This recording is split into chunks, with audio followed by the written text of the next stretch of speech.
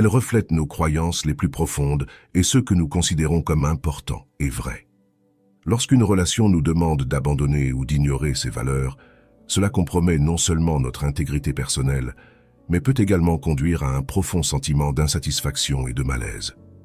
Une relation qui exige la trahison des valeurs peut se manifester de diverses manières.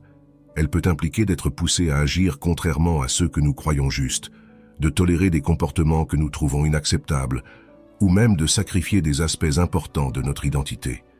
Ces concessions, bien que pouvant sembler mineures au début, peuvent accumuler un poids significatif avec le temps, affectant notre estime de soi et notre respect de soi. La philosophie stoïcienne nous enseigne l'importance de vivre en harmonie avec nos valeurs.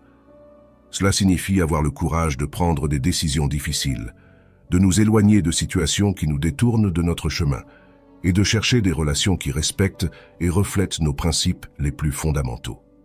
Réévaluer une relation en fonction de son alignement avec nos valeurs n'est pas une tâche facile. Cela peut impliquer des conflits internes, des sentiments de loyauté, la peur de la solitude ou la peur du changement. Cependant, rester fidèle à ses valeurs est essentiel pour la santé mentale et émotionnelle et est un signe de respect de soi et d'authenticité. Par conséquent, il est essentiel d'être conscient de l'influence de nos relations sur nos valeurs. Lorsque nous réalisons que nous compromettons nos valeurs fondamentales, il est important de considérer sérieusement si cette relation est bénéfique pour notre croissance personnelle et notre bien-être.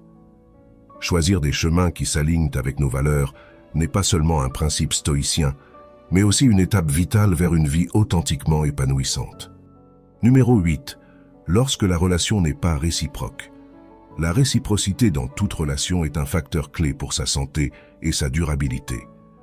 Un déséquilibre où une partie donne constamment et l'autre reçoit crée un scénario d'inégalité qui peut être préjudiciable et insoutenable à long terme. Les relations équilibrées sont celles dans lesquelles les deux parties contribuent et reçoivent de manière juste et équitable. Cet échange ne doit pas toujours être exact ou immédiat, mais il devrait y avoir un sens général de mutualité et de soutien. Lorsqu'un côté est toujours dans le rôle du donneur, tandis que l'autre reste le receveur, une dynamique inégale est créée qui peut conduire à des sentiments de ressentiment, d'épuisement et de dévaluation. Ce type de relation à sens unique peut être évident sous diverses formes, que ce soit en termes émotionnels, où une personne offre toujours du soutien tandis que l'autre le réciproque rarement, ou en termes pratiques, comme dans les tâches quotidiennes ou lors de la prise de décisions importantes. Lorsque l'imbalance devient la norme, la relation cesse d'être un partenaire